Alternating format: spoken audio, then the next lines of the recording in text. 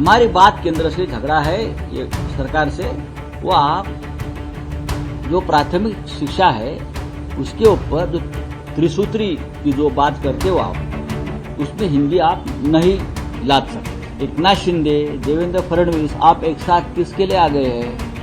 हाँ, social work करने के लिए आए हैं या आपकी संपत्ति जो बनाई है वो बांटने के लिए आए हैं? अशोक चव्हाण, सुनील तटकरे, प्रफुल्ल पटेल, एकनाथ शिंदे, अजित पवार, देवेंद्र फडणवीस, ये एक साथ क्यों आए हैं मुझे बताइए। बोले हिंदी की बात करिए। हिंदी हिंदी हिंदी क्या? के बाद स्टैलिन ने जिस तरह से कल इशारा दिया, ऐसा लगता है कि अब सरकार में परिवर्तन जरूर होगा, केंद्र से लड़ने की ताकत।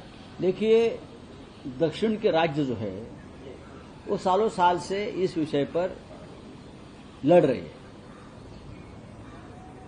और उनकी जो भूमिका है वो आज की नहीं है कि हमारे ऊपर हिंदी मत थोपिए, लेकिन उसका मतलब है कि हिंदी हम बोलेंगे ही नहीं।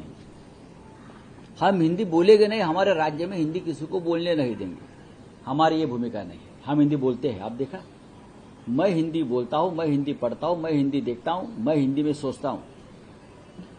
हमारी भूमिका है कि प्राथमिक स्कूलों में हिंदी की जो सख्ती हो रही है वो हम होने नहीं देंगे, वो हम होने नहीं देंगे और हमारी लड़ाई यहां तक सीमित है।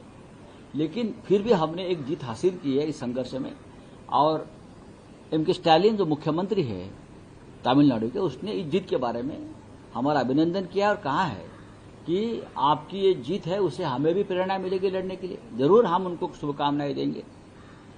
लेकिन मुंबई में, महाराष्ट्र में हिंदी बोलने के ऊपर किसी के ऊपर हमने रोक नहीं लगाई है।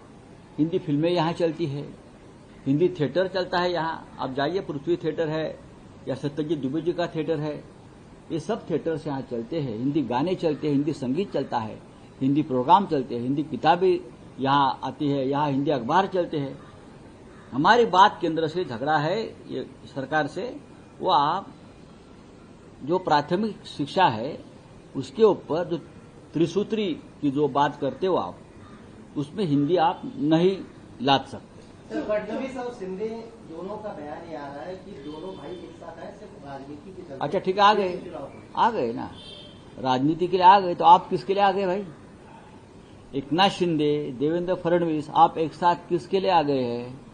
हाँ, सोशल वर्क करने के लिए आए हैं क्या? आपकी संपत्ति जो बनाई है वो बांटने के लिए आए हैं?